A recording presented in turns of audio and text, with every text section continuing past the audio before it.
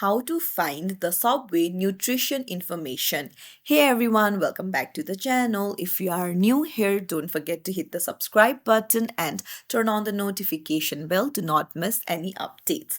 So, do you want to find out what meals in Subway have what amount of calories and proteins? Then I'll show you how to find the PDF of the nutrition information in the Subway.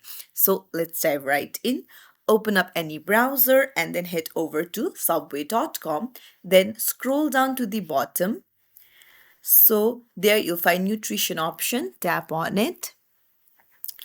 And then you can see there are nutrition details. So there is nutrition data tables, allergy and ingredient info, and even ingredient guide. So you can tap on the nutrition data tables and then hit continue, and you'll be redirected to a new site, and here you can find all the nutrition information.